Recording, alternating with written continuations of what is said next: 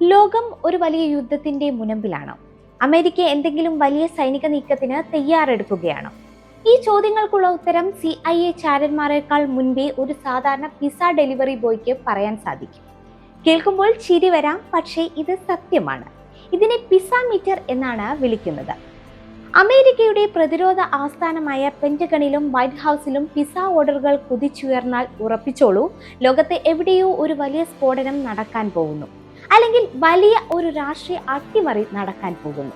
1990കളുടെ തുടക്കത്തിലാണ് ഈ പ്രതിഭാസം ലോക ശ്രദ്ധ പിടിച്ചുപറ്റുന്നത്. ഇറാഖ് കുവൈറ്റിനെ ആക്രമിച്ച ആ കാലഘട്ടം. അമേരിക്കൻ ഭരണകൂടം വലിയ തീരുമാനങ്ങൾ എടുക്കാൻ വൈറ്റ് ഹൗസിലും പെന്റഗണിലും രാപ്പകൽ മീറ്റിംഗുകൾ നടത്തിക്കൊണ്ടേയിരുന്നു. വാഷിംഗ്ടൺ DC-യിലെ ഡൊമിനോസ് പിസ ഉടമയായിരുന്ന ഫ്രാങ്ക് നിക്സ് ആണ് ഇത് ആദ്യമായി ശ്രദ്ധിക്കുന്നത്. സാധാരണ രാത്രികളെക്കാൾ 10 ഇരട്ടി പിസ ഓർഡറുകളാണ് സർക്കാർ ഓഫീസുകളിൽ നിന്ന് ആ ദിവസങ്ങളിൽ വന്നത്. വൈറ്റ് ഹൗസിലേക്ക് മാത്രം ഒരു രാത്രി 50-ലധികം പിസകൾ പോയി. പിറ്റേന്ന് രാവിലെ അമേരിക്ക ഇറാഖിനെതിരെ സൈനിക നീക്കം പ്രഖ്യാപിച്ചു. ഇതോടെ ജനങ്ങൾക്ക് ഒരു കാര്യം മനസ്സിലായി: സർക്കാർ ഓഫീസുകൾ രാത്രി വൈകിയും പ്രവർത്തിക്കുന്നുണ്ടെങ്കിൽ അവിടെ എന്തോ ഒരു വലിയ പണി നടക്കുന്നുണ്ട്. ഇനി എന്തുകൊണ്ടാണ് അമേരിക്കയുടെ നയതന്ത്ര നീക്കങ്ങളിൽ പിസയ്ക്ക് ഇത്ര വലിയ പ്രാധാന്യം എന്നല്ലേ? ഇതിന് പിന്നിൽ ലളിതമായ ചില കാരണങ്ങളുണ്ട്. ഒന്നാമതായി, സൗകര്യം. വലിയൊരു യുദ്ധത്തിന്റെയോ പ്രതിസന്ധിയുടെയോ പ്ലാനിംഗ് നടക്കുമ്പോൾ ഉദ്യോഗസ്ഥർക്ക് പുറത്തുപോയി ഭക്ഷണം കഴിക്കാൻ സമയമുണ്ടാകില്ല. പിസ എന്നത് ഓഫീസിലേക്ക് ഓർഡർ ചെയ്യാൻ എളുപ്പമുള്ളതും പ്ലേറ്റോ സ്പൂണോ ഇല്ലാതെ പെട്ടെന്ന് കഴിക്കാവുന്നതുമായ ഒരു ഭക്ഷണമാണ്. രണ്ടാമതായി, ഗ്രൂപ്പ് ഷെയറിംഗ്. മീറ്റിംഗുകളിൽ പങ്കെടുക്കുന്ന ഡസൻ കണക്കിന് ആളുകൾക്ക് കുറഞ്ഞ ചെലവിൽ നൽകാവുന്ന ഏക ആഹാരം പിസയാണ്. ഒരു ഫോൺ കോളിലൂടെ 30 മിനിറ്റിനുള്ളിൽ ഭക്ഷണം മേശപ്പുറത്തെത്തും. രാത്രി വൈകിയും പ്രവർത്തിക്കുന്ന CIA പെന്റഗൺ ഓഫീസുകളിൽ മെസ്സുകൾ അടയ്ക്കുമ്പോൾ ആശ്രയിക്കാവുന്ന ഏക വഴി ഇത്തരം ഡെലിവറി സർവീസുകളാണ്. അമേരിക്കയുടെ ചരിത്രത്തിൽ തന്നെ പിസ മീറ്റർ ശരിയായ ചില സന്ദർഭങ്ങളുണ്ട്. പനാമ അധിനിവേശം, ഗ്രനേഡ അധിനിവേശം എന്നിവയ്ക്ക് മുൻപും സമാനമായ രീതിയിൽ ഓർഡറുകൾ കൂടിയിരുന്നു.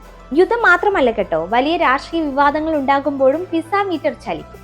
ബിൽ ക്ലിന്റന്റെ കാലത്ത് മോണിക്ക ലെവൻസ്കി വിവാദം കൊടുമ്പിരി കൊണ്ടിരുന്നപ്പോൾ വൈറ്റ് ഹൗസിലെ പിസ ഓർഡറുകൾ റെക്കോർഡിട്ടിരുന്നു. അതായത്, വൈറ്റ് ഹൗസിലെ ലൈറ്റുകൾ രാത്രി അണയുന്നില്ലെങ്കിൽ പിസ ഡെലിവറി വാഹനങ്ങൾ അവിടെ നിരനിരയായി വരുന്നുണ്ടെങ്കിൽ അമേരിക്ക എന്തോ ഗൗരവപരമായ ആലോചനയിലാണെന്ന് ഉറപ്പിക്കാം. പിസ മീറ്റർ വഴി കാര്യങ്ങൾ പുറത്താവാൻ തുടങ്ങിയതോടെ അമേരിക്കൻ രഹസ്യാന്വേഷണ ഏജൻസികൾ ജാഗരൂകരായി. പിസ ഓർഡറുകൾ നിരീക്ഷിച്ച ശത്രുക്കൾക്ക് നീക്കങ്ങൾ മനസ്സിലാക്കാൻ സാധിക്കുമെന്ന് അവർ തിരിച്ചറിഞ്ഞു. അതുകൊണ്ട് തന്നെ അവർ തങ്ങളുടെ ചുവടൊന്ന് മാറ്റിപ്പിടിച്ചു. ഇന്ന് പഴയതുപോലെ ഒരൊറ്റ ഷോപ്പിൽ നിന്ന് വലിയ ഓർഡറുകൾ അവർ നൽകില്ല.